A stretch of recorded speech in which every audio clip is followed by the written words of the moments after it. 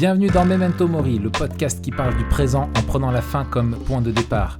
Je m'appelle Raphaël Charrier, je suis pasteur à Grenoble. Et je m'appelle Mathieu Giralt, je suis pasteur à Etup et on est surtout pour sagloire.com. La rentrée est difficile. Hein. Purée, ouais, je vois ça.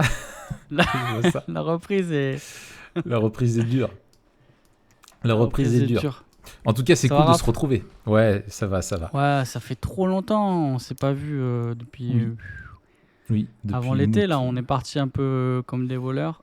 Ouais, c'est ça. Alors, effectivement, on avait un dernier épisode prévu, mais malheureusement, les aléas de la vie ont fait que j'étais pas disponible pour qu'on désolé puisse, à vous. Voilà, pour qu'on puisse attendu. faire. Voilà. Mais on se retrouve quand même à la rentrée avec plein d'idées en tête, plein de sujets en réserve, plein de peut-être de nouveaux types de projets. Sachez que voilà, on est en train de réfléchir à des choses possibles sur Memento Mori, des évolutions, des petites nouveautés, en gardant ce qui fait la saveur de Memento Mori, c'est-à-dire l'impréparation, la longueur, les divagations. Tu veux dire la spontanéité. Exactement. Oui, on peut le dire comme ça aussi. La fraîcheur. Voilà, la fraîcheur. Voilà, le côté chill. Le ton posé. Voilà. C'est ça. Le côté, on ne veut pas rentrer dans des cases, tu vois, ou d'avance savoir ce qu'on va dire. Mais si on sait quand même un petit peu ce qu'on va dire quand même. Faut pas faire croire qu'on arrive comme ça. Mais bon, en tout cas, à la cool.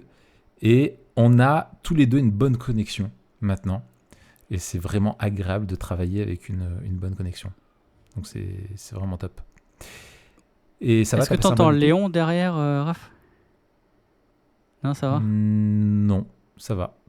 Ok. Toi, tu l'entends, c'est ça ? Moi, je l'entends. Et tu te dis, est-ce que tout le monde va entendre mon fils ? Écoute, c'est pas un problème, c'est la vie, c'est la vie qui se passe. C'est ça. Il est encore, tu peux encore le laisser traîner pour un certain temps. Après, il faudra plus le laisser traîner, mais pour le moment, ça va. Oh, je le laisse pas trop traîner, hein, parce que si tu le laisses traîner à 2 ans, après, laisse tomber. C'est ça. Il va pas traîner bien loin, quoi. C'est clair. Et t'as passé un bon été ? Ouais, super. Beaucoup de choses aussi, beaucoup de nouveautés. Il faut dire aussi, que cet été, on s'est vu quand même. On a passé une semaine ensemble. Ouais. Au début du mois de juillet.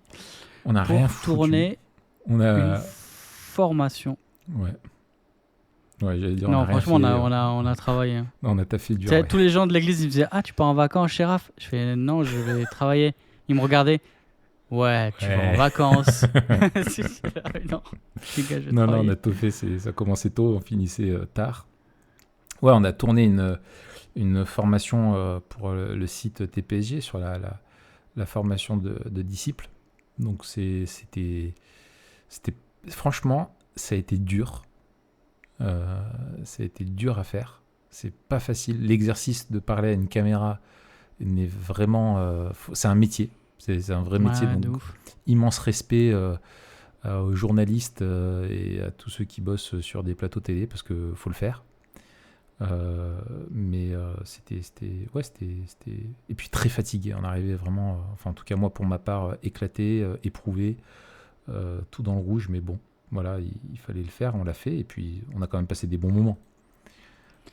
Et puis, à l'heure où on vous parle, là, on est en train de travailler dessus, de regarder le montage qui est fait par notre ami Guillaume et de travailler sur les documents qui vont accompagner la formation. Comme les autres formations, ce sera des formations qui vont être... une formation qui a été pensée pour être faite en église avec un formateur et puis à l'aide d'un livret où il y a des exercices. On va bientôt mettre en ligne la vidéo de présentation de la formation où on vous explique un petit peu ce qu'on veut faire dans la formation, ce qu'il y a et puis comment on peut l'utiliser. Et d'ailleurs, j'y repense là maintenant, mais dans la vidéo de présentation, il y a un moment donné, mon gars, moi je le vois, parce qu'il faut dire, on l'a faite en fin de... On a enregistré toute la semaine, on l'a fait en dernier. Et au niveau on était en plein craquage en fait de fatigue. Et du coup, c'était que des crises de rire sur crises de rire. C'était vraiment très très très dur. Et il y a un moment donné où moi je le vois où en fait tu es obligé de te momifier pendant que je parle, et tu es face à la caméra, tu as les bras le long du corps comme ça, tu es tout droit, tu regardes droit devant toi. On dirait qu'on a fait une photo de toi, qu'il y a un montage, c'est une photo de toi qui est mise à côté de moi, tu sais, t'as pas la moindre expression, rien. On sent le mec ultra concentré pour pas craquer. Et j'ai regardé ça, je me suis bien marré. Ouais, j'ai regardé aussi, je me suis dit, purée, là, ça devait être un moment où c'était chaud, quoi. Ouais, c'était chaud. Ouais, en non, tout cas, on va vous mettre ça, mais ouais. franchement, c'est une formation qu'on a eu du plaisir à faire, qu'on a du plaisir là, à monter et qui sera utile. Nous, on le voit dans nos ministères respectifs, toi, Raph, et puis moi, ici à Etup, on manque de ressources sur le discipulat. Ouais.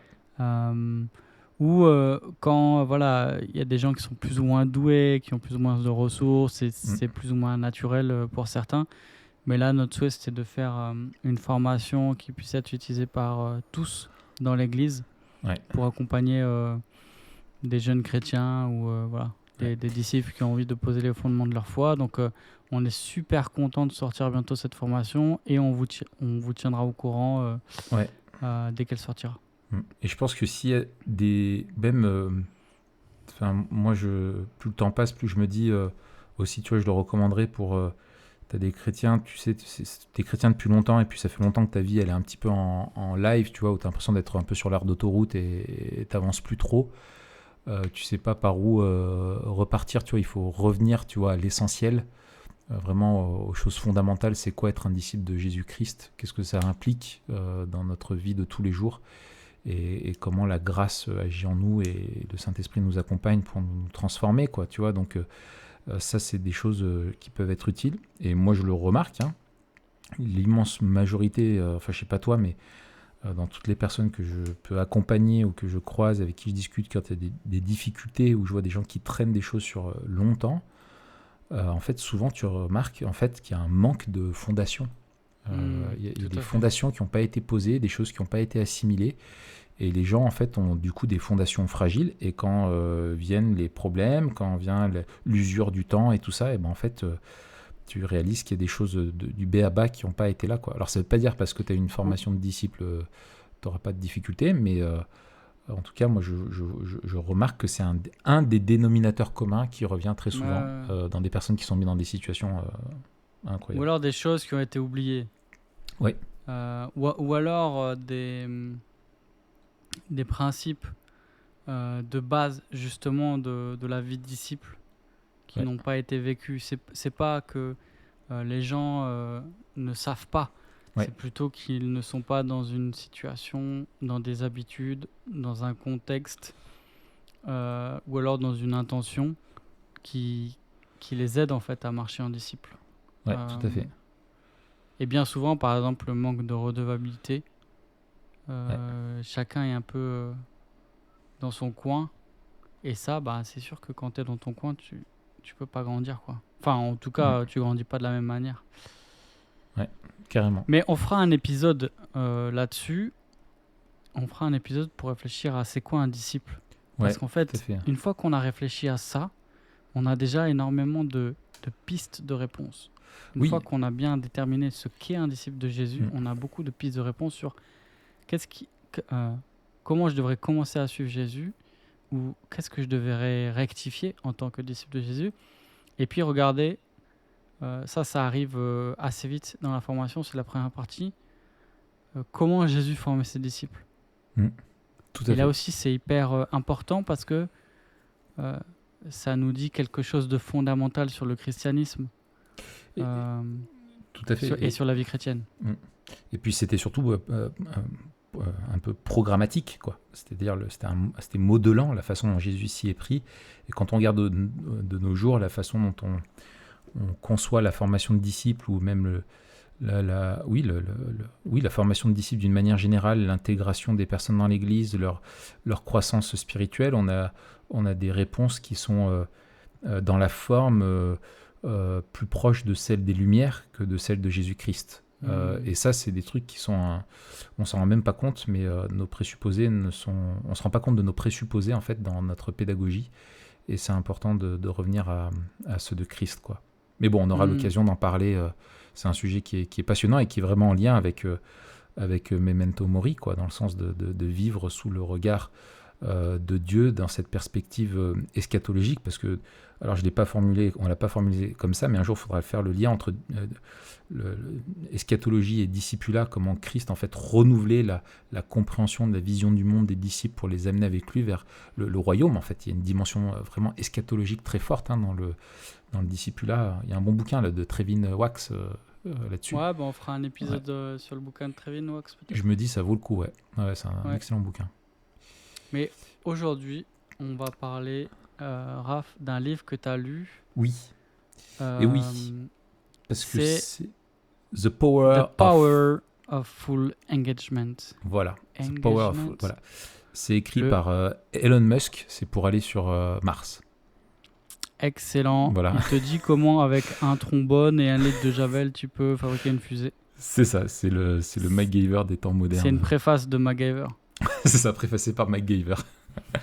En fait, non, alors on disait à chaque fois en début d'année, on a fait des trucs sur le travail ou sur la productivité ou sur les études. On avait fait aussi une rentrée. Je sais pas quelle rentrée, c'est la 3e ou 4e de Memento Mori. Peut-être 4e. Je sais pas, on commence à être vieux, mon gars. Ouais. En tout cas, bon, on en est au 131e épisode, donc bref, ça fait un paquet des. Bref. Bref, on verra. Si quelqu'un le sait, qu'il nous le dise, ça nous aidera. Mais voilà, en gros, se dire, est-ce qu'il y a un sujet qui pourrait peut-être nous aider dans cette rentrée générale de reprise du travail, n'est-ce pas ? Et donc, j'ai lu, comme vous le savez, avec Matt, on lit souvent des bouquins sur le travail, la productivité et tout ça.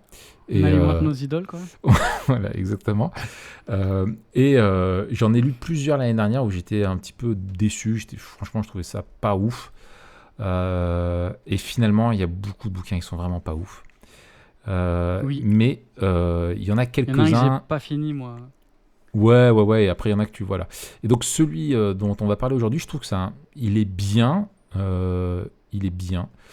Pareil, beaucoup de choses, il pourrait faire le tiers du moins, parce qu'il y a énormément de storytelling, d'histoire de Roger, comment Roger a changé sa vie en mettant en pratique les exemples qui sont donnés dedans. Bon, moi, je suis pas du tout sensible à ce genre de choses-là. Je sais qu'il y en a qui le sont beaucoup plus que moi. Moi, j'avoue que les success stories, je m'en fiche un peu, parce que c'est tellement éloigné de moi et de ce que je vis, ça me parle pas trop.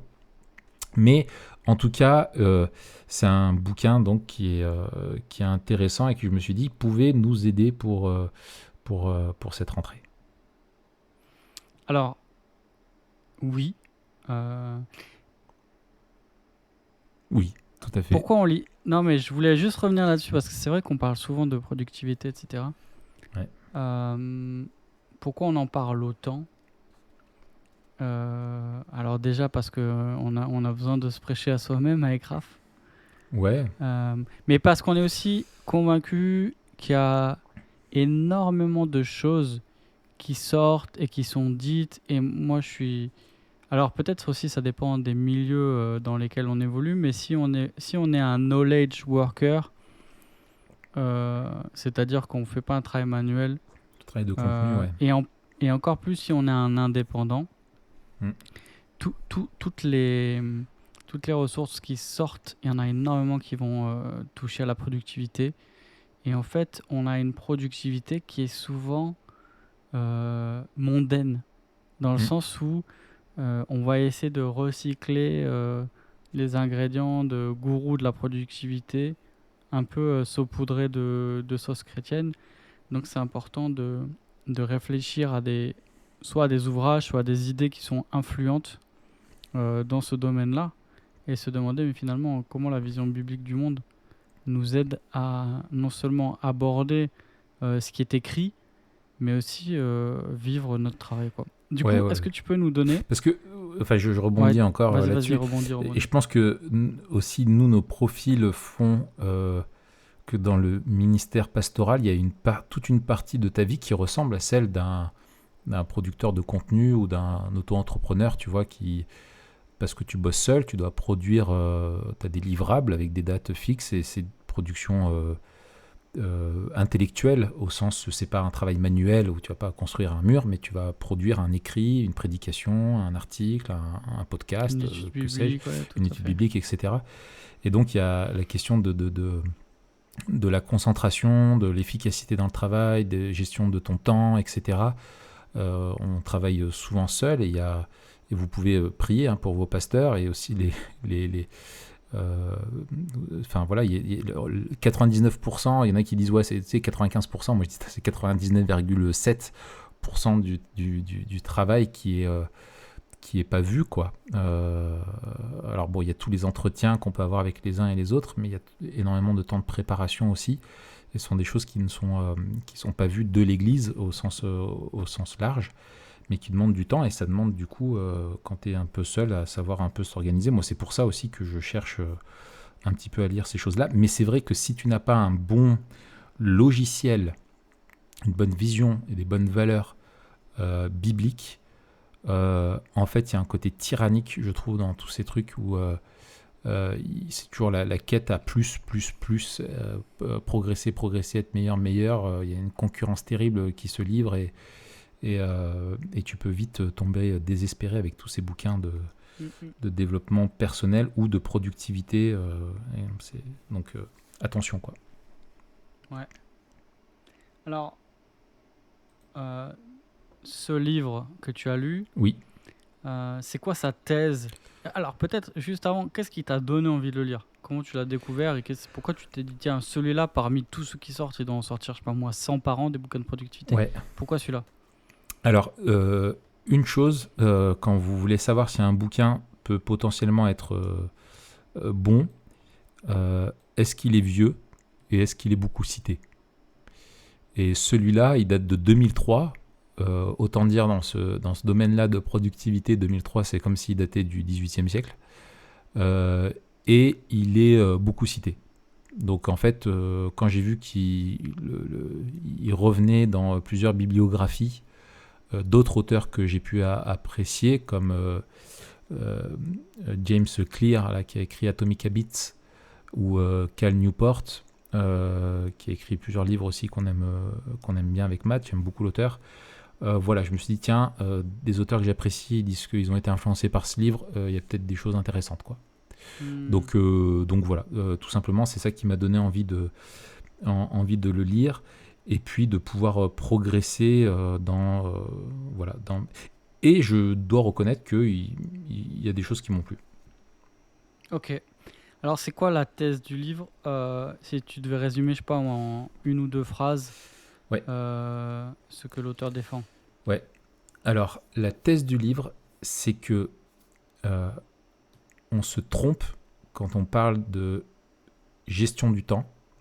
Ce qu'on doit gérer, c'est notre énergie. Voilà. Ça, voilà. L'énergie, la gestion de l'énergie, en fait, est plus importante que la gestion du temps. Parce que si tu gères pas ton énergie, tu pourras pas gérer ton temps. D'accord. Donc, l'auteur dit la clé pour être plus productif, c'est la gestion de l'énergie. Voilà. Ça rejoint un petit peu, je me souviens plus le titre, mais tu nous avais parlé d'un bouquin Effortless. Ouais. C'est ça. Je pense que tu verras probablement des choses connexes avec Effortless. Mais voilà, il y a ça. Et en gros, alors simplement comment ils définissent, parce que ces deux auteurs, j'ai pas dit, c'est Jim Loehr et Tony Schwartz, peut-être le frère de Christian. Donc leur définition de l'énergie, parce que la gestion de l'énergie, après il faut définir encore ce qu'est l'énergie.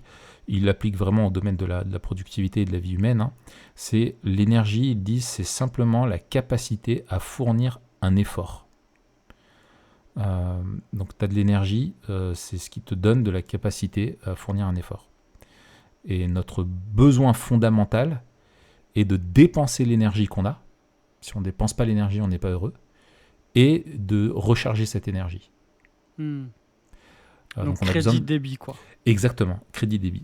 Et donc en fait, et eux ils disent justement, et la thèse principale, c'est que il faut changer de paradigme où on parle toujours de gestion du temps Et eux, ils disent c'est pas comme ça que ça fonctionne.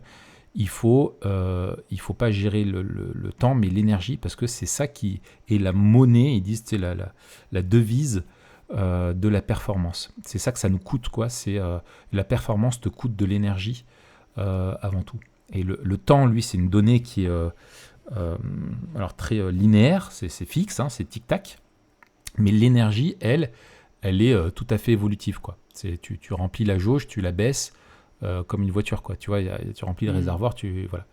Et en fait, si tu gères pas ton énergie, mais que tu gères ton temps, tu te retrouves avec des personnes qui vont être... ils prennent des exemples où tu as des personnes qui vont, en fait, dans leur journée, leur temps, il n'y aura pas une minute qui sera gâchée. Ils vont être hyper productifs, sauf qu'ils arrivent chez eux à 18h30, après une journée bien remplie, et ils n'ont plus aucune énergie. Et pourtant, il y a leur épouse, il y a leurs enfants, il y a le reste de la famille, et tu n'as plus d'énergie pour eux, quoi. Et du coup, en fait, tu es là, tu vis pas pleinement ta vie, ton rôle de père et de mari, parce que en fait, tu as dépensé toute ton énergie et tu n'as pas été sage. Alors, tu as peut-être été productif d'un point de vue de la gestion de ton temps, mais d'un point de vue de la gestion de ton énergie, tu n'as pas été bon. Et du coup, le lendemain, voilà, quand tu gères mal ton énergie, du coup, après, derrière, tu gères mal ton temps. Par contre, si tu gères bien ton énergie, tu géreras bien ton temps. C'est un petit peu ça, quoi.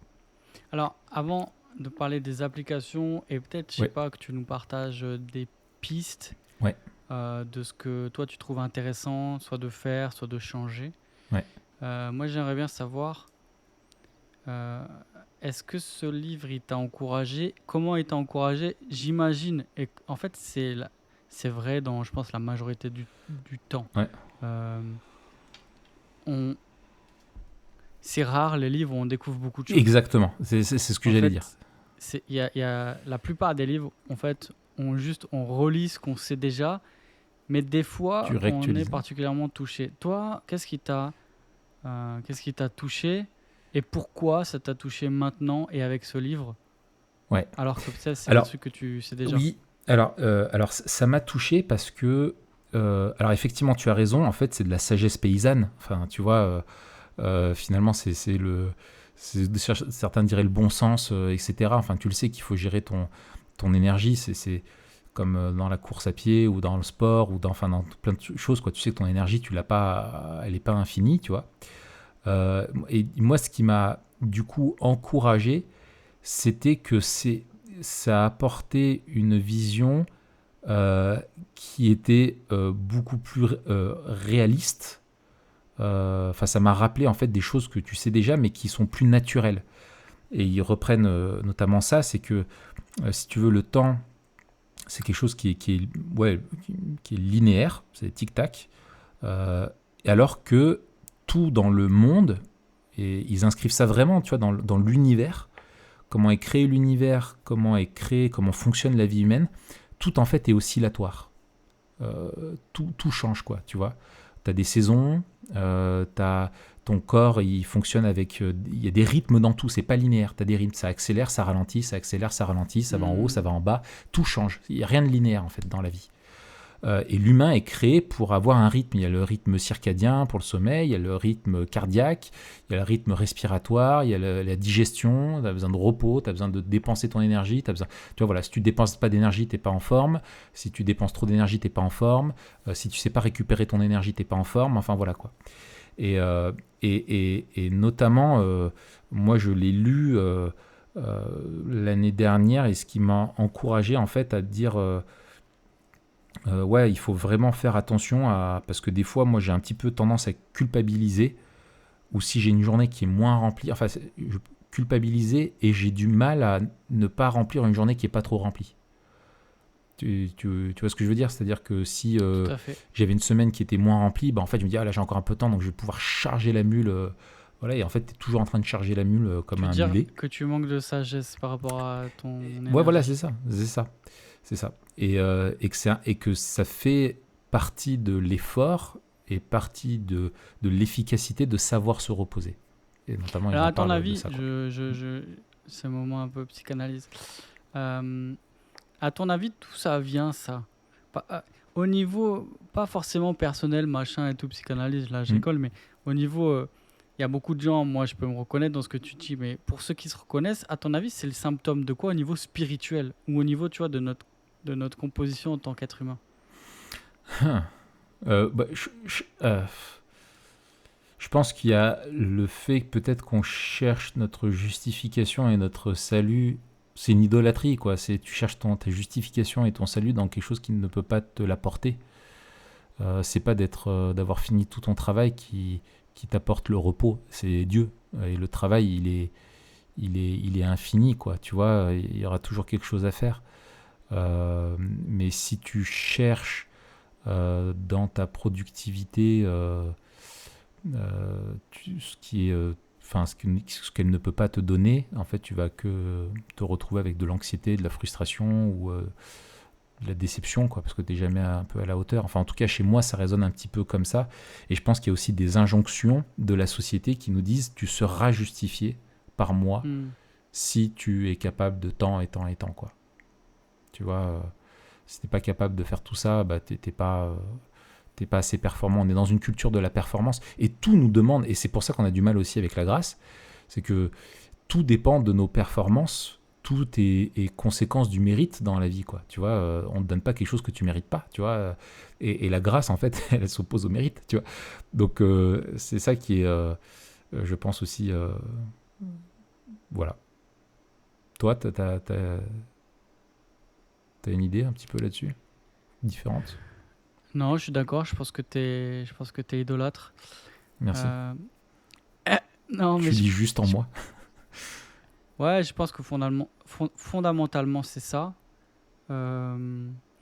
Après, ça fait partie, je pense, des choses où, suivant notre caractère, on va avoir certaines idoles, quoi. On n'a pas tous les mêmes idoles, ou elles ne s'expriment pas de la même manière. Mais effectivement, c'est là où peut-être l'idole de certains répond à l'idole de la société. Et puis en plus, c'est fou parce qu'on a une société un peu bicéphale. On a en même temps une société qui idolâtre le travail et en même temps une société qui idolâtre le loisir. Exactement.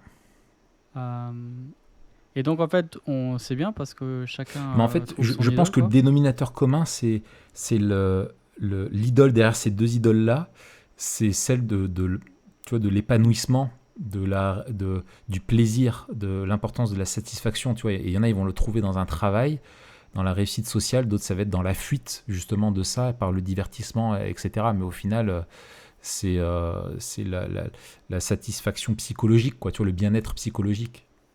Ouais, c'est ça. Mais non, mais je suis d'accord avec toi et malheureusement aussi, et c'est mon cas, je pense que au fur et à mesure des années, on développe des manières de fonctionner. Et finalement, ça devient presque comme une seconde nature. Si tu me passes l'expression, de se charger, de faire toujours 20 000 trucs, etc. Alors, ceci dit, il faut reconnaître que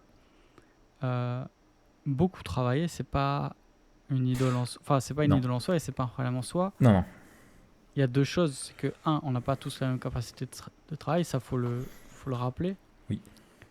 Et deux, le trop, on va le mesurer à l'aune des autres responsabilités, des autres vocations qu'on a. Tout à fait.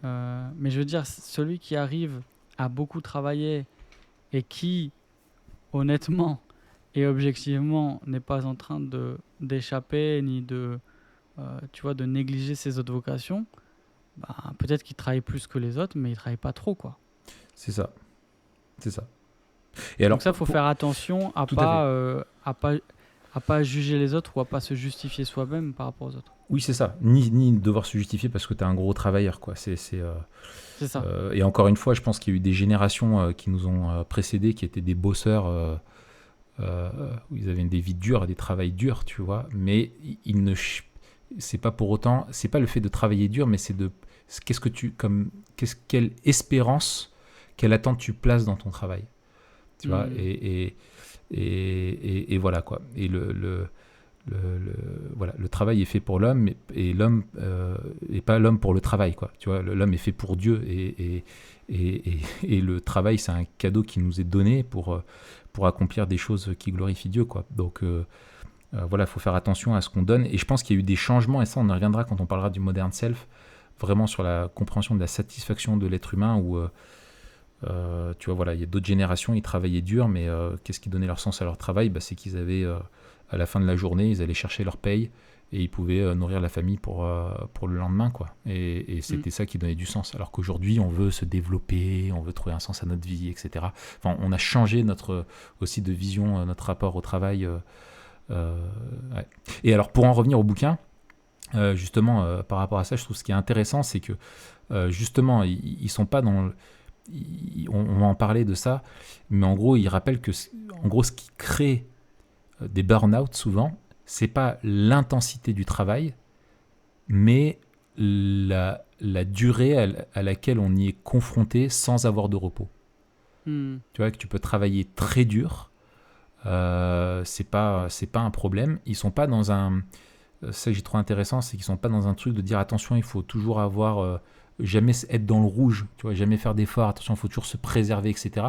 Mais il parle plutôt de dire il faut bien comprendre qu'on fonctionne avec des rythmes et qu'on a besoin de grosses dépenses d'énergie et de vraies périodes de repos pour se ressourcer et se refaire la cloche, quoi.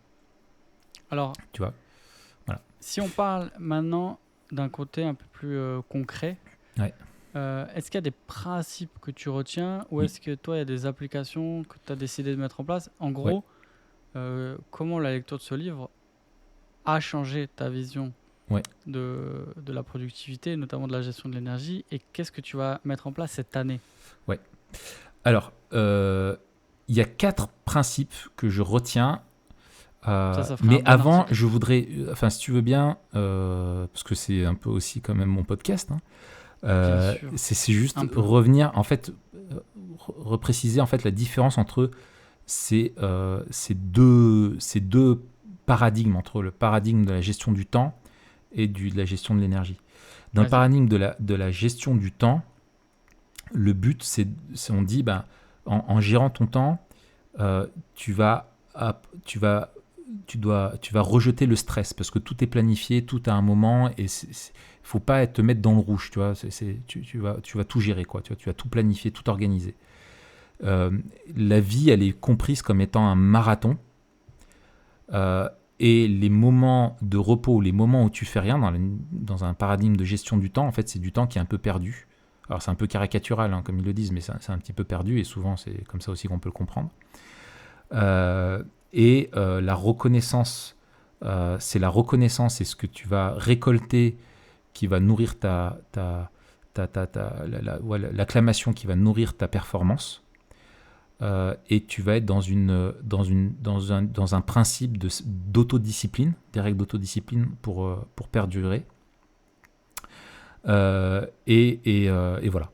Alors que dans le paradigme de la gestion de l'énergie, donc tu vas pas manager ton temps, mais ton énergie, ce qui veut dire que tu vas pas forcément chercher à rejeter le stress, mais ne pas avoir de problème avec le fait d'accepter les périodes qui vont être stressantes en termes de dépenses d'énergie. Je parle qui sont stressantes, c'est-à-dire qui vont te presser, qui vont te demander beaucoup d'énergie, pas forcément synonyme d'anxiété, mais qui vont... voilà, donc tu vas pas les fuir, au contraire, tu comprends qu'elles font partie de la vie, parce qu'il y a des moments où tu dois dépenser très fort de l'énergie, donc t'en as pas peur, t'y vas. Par contre, là où on dit souvent, et cette image-là de la vie qui est un marathon dans la gestion du temps, faut pas s'arrêter. J'aime beaucoup moi l'image. Eux ils disent non, en fait, la vie n'est pas un marathon, la vie c'est une série de sprints. Et en fait, c'est des intervalles. C'est l'entraînement HIIT, tu sais, HIIT, là, tu vois. Alors moi qui en fais pas mal dans mes programmes d'entraînement, ça me parle tout à fait, quoi. Quand tu sprintes sur 400 mètres, tu es au bout de ta vie, les 50 derniers mètres, mais après tu retrouves de l'énergie et puis tu refais un autre sprint. Et voilà, enfin, c'est plus ça qu'un marathon qui ne s'arrête jamais. Et du coup, c'est moins stressant parce que quand tu es dans un sprint, tu es au bout de ta vie, tu dis, il me reste encore 70 mètres, tu as l'impression que c'est 7 km. Les poignées de secondes qui te restent à être à fond, t'en peux plus. Mais par contre, tu sais qu'après, tu as un vrai temps de repos, quoi. Donc, tu peux te dépenser à fond et ça fait partie du truc, quoi. Et du coup, les périodes de repos sont vraiment en fait des temps aussi productifs, et je vais revenir là-dessus, comment ils le comprennent, qui servent à la productivité. C'est pas du temps perdu, ça fait partie en fait du fonctionnement naturel. Et là, ce qui va te nourrir ta performance, ça ne va pas être la reconnaissance des autres, comme dans la gestion un peu du temps, mais ça va être la performance, ça va être ta capacité à rester fidèle à tes valeurs et aux rituels que tu as mis en place qui te permettent d'accélérer ou de ralentir le rythme selon le temps, quoi. Donc voilà un petit peu la différence. Et donc, pour en revenir au principe, le but du livre, c'est vraiment de t'aider à mieux gérer ton énergie pour accomplir tes buts dans tous les domaines de ta vie. Et ils insistent là-dessus beaucoup. C'est pas un livre qui est que sur la gestion du temps pour la productivité professionnelle. C'est vraiment appliqué un petit peu à tous les domaines, de la vie. Alors, pour nous qui insistons beaucoup sur les différentes vocations, c'est d'autant plus intéressant. Oui, c'est d'autant plus intéressant. La plupart des livres de productivité ne parlent que du travail. Ouais. Et du coup, encore une fois, on a du mal à savoir, mais d'accord, mais comment en fait, comment ma manière d'être plus fidèle dans le travail m'aide à être plus fidèle dans les autres engagements et pas au détriment des autres engagements. Et c'est ça. Et alors, si on devait retenir une chose, moi, c'est ça qui m'a frappé, tu vois, c'est parce que j'ai tendance, dans ma quête d'efficacité dans le travail, tu vois, alors par exemple, pourquoi ça m'a parlé en fait, je reconnecte avec pourquoi ça m'a vraiment parlé à un certain moment, et je reviens en arrière, mais c'était que j'ai dit, bon, il faut que je mette des limites dans mon travail. Donc j'ai dit, bon voilà, je mets tant de réunions le soir par semaine, pas plus, des règles, et puis je rentre le soir, quand j'ai pas de réunion, il faut que je sois à la maison à 18h max. 18h30, allez. 18h, 18h30. Ouais, ça dépend des trams et tout ça. Bref. Mais le truc, c'est que des fois, je bourrinais tellement que j'arrive chez moi, à la maison, éclaté. Et alors, je faisais des efforts parce que je veux honorer mon épouse et mes enfants. Je veux être là pour eux. Mais ça me coûtait énormément parce que j'avais plus d'énergie. Et en fait, je me suis rendu compte que non, il faut que dans la journée, j'ai un moment donné où je ne peux pas travailler avec la même intensité 8 heures, 9 heures durant sans qu'il y ait des conséquences, quoi. Et donc, en fait, tu honores ta vocation non pas seulement quand tu accordes du temps à ta femme et tes enfants, mais quand tu leur accordes de l'énergie, tu vois. Et des fois, tu peux, je trouve, te cacher derrière en disant « Attends, mais je rentre à 18h », mais je pense que, en tout cas, moi, Marion, elle le voit quand je rentre, c'est que je suis carbo parce qu'elle me parle, je comprends une phrase sur deux de travers, je commence une phrase, j'ai du mal à la finir parce que j'arrive plus à la formuler dans ma tête, etc. Les enfants, t'es pas très patient, tu fais les efforts, mais l'effort minimum, et tu le fais toi-même dans un état d'esprit qui est pas, je ne pense pas à la gloire de Dieu. Donc, c'est pour ça qu'il m'a fait du bien, et que Dieu l'a utilisé, ce bouquin aussi, pour me rappeler de dire attention, il faut que tu manages ta journée pas manager ton temps, mais ton énergie, il faut que tu rentres avec suffisamment d'énergie pour ta femme et tes enfants aussi, sinon tu les honores pas. Alors, le premier principe que je retiens du livre, il donne beaucoup de choses, mais le premier principe, c'est qu'il faut tenir compte des sources différentes d'énergie qu'on a. En gros, quelles sont les sources, en gros, comment on recharge l'énergie et dans quoi elle se dépense. Alors, ça rappelle beaucoup les réservoirs. Ouais. Ça reprend ça, et je pense que c'est pas sorti de nulle part non plus. Alors, Alain, je crois, à l'instant, a fait une série sur son blog, là où il les développe un petit peu. On en a fait allusion déjà plusieurs fois. Alors, eux, ils en soulignent 4. Ils parlent de 4, je vais appeler ça des réservoirs aussi, qui sont distincts, mais qui sont liés entre eux, qui sont connectés entre eux. Donc ça reprend vraiment un petit peu ce que nous-mêmes on a pu dire. Donc ils disent il y a un réservoir physique, donc on perd et on gagne et on recharge l'énergie physique, émotionnelle, mentale, donc là ils mettent tout le cognitif, intellectuel, etc. Et le 4e, spirituel. Ah ouais. Alors ouais, pourtant, il est vieux. Alors, on parle beaucoup de plus en plus dans les trucs de développement personnel, de spiritualité, de yoga, de prière, de méditation. Pour 2003, je trouve qu'il en parle déjà. Ils en parlent pas mal. J'ai été surpris. Bon, après, sur ce qu'ils disent dedans, je reviendrai dessus. Voilà, c'est pas ouf, mais voilà. Et donc, quand est-ce que tu vas avoir si tu veux répartir après ces 4 réservoirs-là, en gros, ils disent il y a une dimension, on va dire, qui va être matérielle, physique, ta forme, ton énergie dans ton corps, tu vois, ton corps, et on va dire ton énergie émotionnelle, mentale, spirituelle. Donc imagine ces 2 axes, tu vois, qui se croisent là, comme sur une axe, voilà, qui se croisent.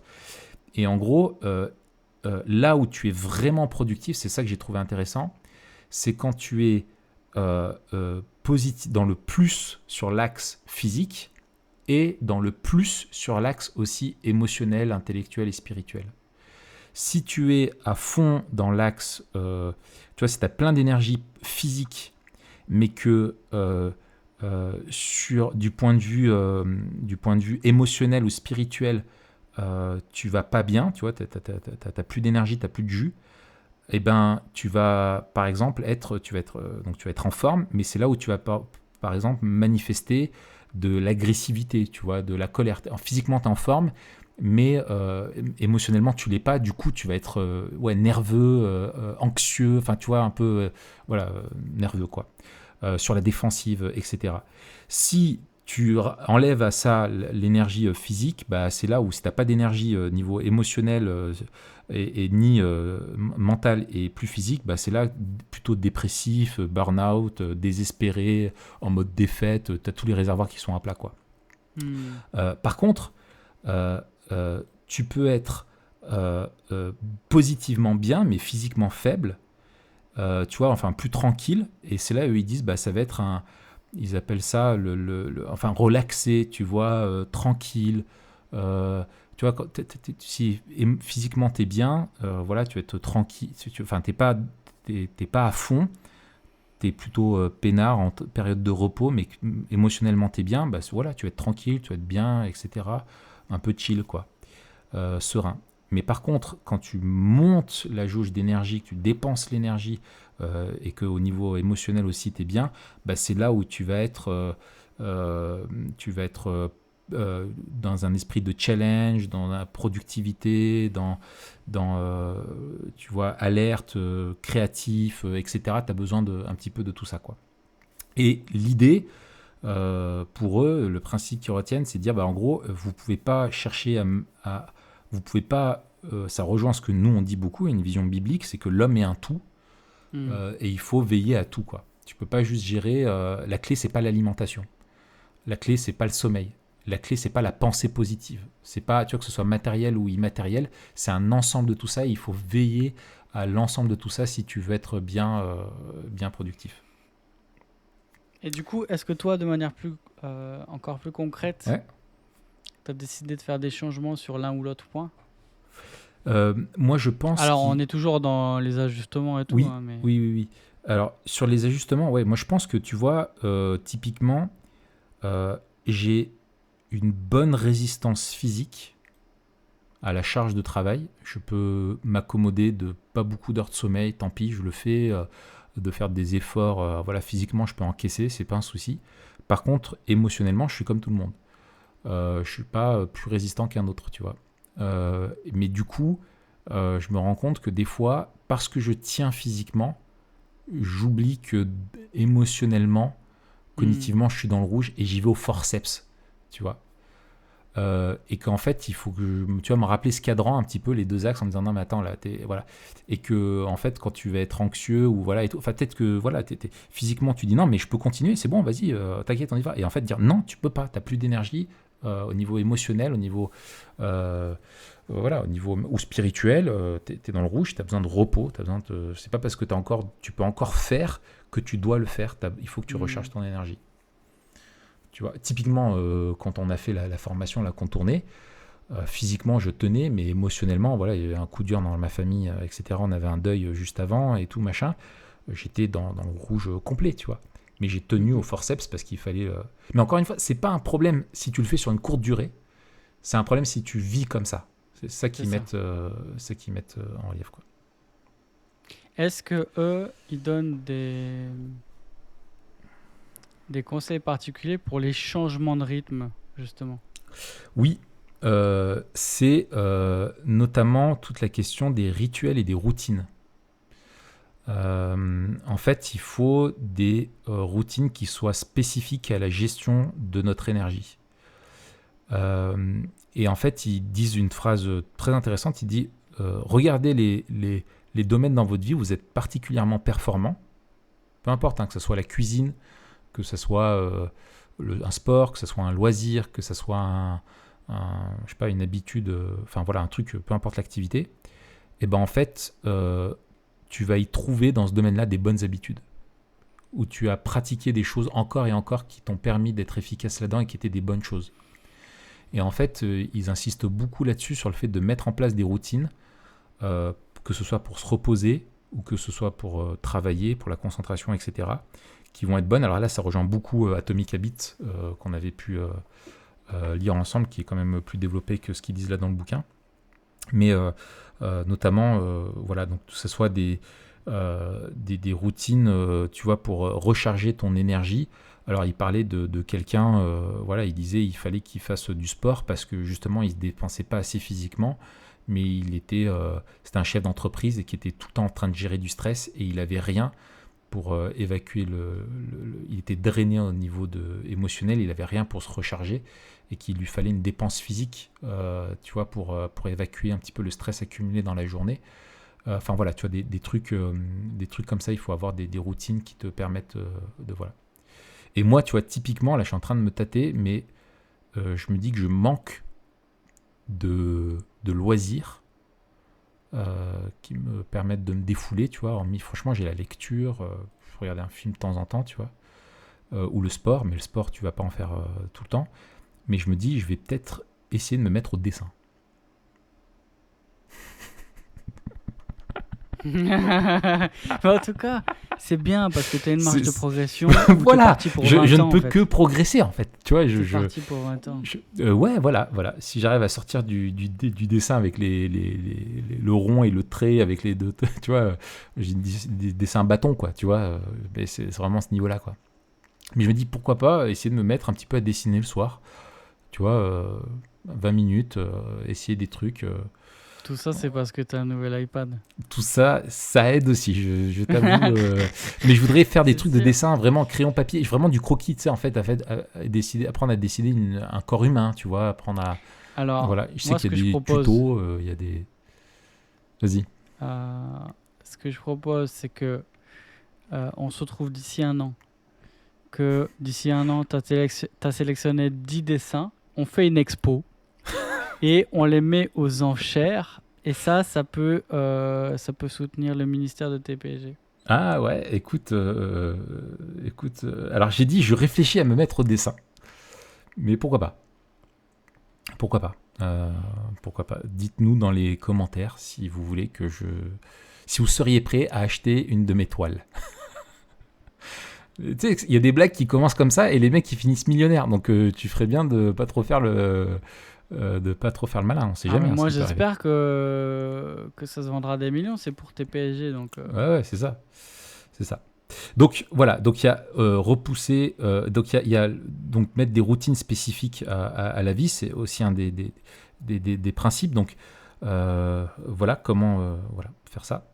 Il y a une deuxième chose, un deuxième principe que j'ai trouvé encore simple mais clair et net, c'est que nos ressources d'énergie, elles diminuent quand on les utilise trop ou trop peu. Et en fait, il faut donc chercher à équilibrer nos dépenses énergétiques. Et ça, je pense que c'est quelque chose qu'on le voit surtout aujourd'hui, et moi j'en suis rendu compte, tu vois, dans l'énergie physique, dans le fait de se dépenser physiquement, si tu ne te dépenses pas assez physiquement, tu perds de l'énergie. Et souvent, tu as le discours « Attends, mais si je fais du sport, je vais être claqué, en plus de mon travail. » Alors qu'en fait, ils disent « Mais non, souvent on a des travails qui sont trop sédentaires, et de faire du sport, de dépenser de l'énergie nous rend plus en forme. » C'est en fait de ne pas assez en dépenser qui cause le problème. Donc on a besoin de se défouler, voilà. Et donc il faut, et ça se rejoint cette idée, tu sais, de sprint qu'on a là. Donc ça implique, il faut apprendre à connaître ses limites, savoir comment se recharger aussi là-dedans, et puis de comprendre que, et ça va amener le point aussi suivant, que le repos fait partie de la performance. Et donc c'est le quatrième principe dont je voulais parler, c'est qu'il faut chercher, et ça m'a surpris un peu dans le bouquin, mais qu'il faut chercher à repousser nos limites dans l'effort, comme les athlètes à l'entraînement. En gros, ils disent, un athlète à l'entraînement, il doit repousser ses limites. Quand il fait des séances, s'il est toujours dans sa zone de confort, il ne progresse pas. Il doit, au niveau des gestes qu'il fait, il doit chercher à faire un geste toujours plus parfait, le répéter encore et encore. Il doit chercher à améliorer son endurance cardiovasculaire, sa puissance, etc. Et donc, il va faire des entraînements qui vont le pousser, et il va prendre des notes. Et son coach, il doit prendre des notes, il fait des chronos, il regarde des stats, etc., tu vois, pour l'aider un peu à progresser. Et en fait, et l'athlète va avoir des grands moments de plaisir quand il va être dans un effort qui est intense et qui amène de la performance. C'est là que tu as vraiment de la joie, quand tu te donnes à fond et que tu vois que tu as éclaté ton chrono, ou que tu t'éclates l'adversaire parce que tu es plus rapide que lui, ou l'équipe est mieux organisée, etc. C'est là que tu as vraiment... quand tu as un adversaire, quand tu gagnes mais que tu t'es pas dépensé à fond,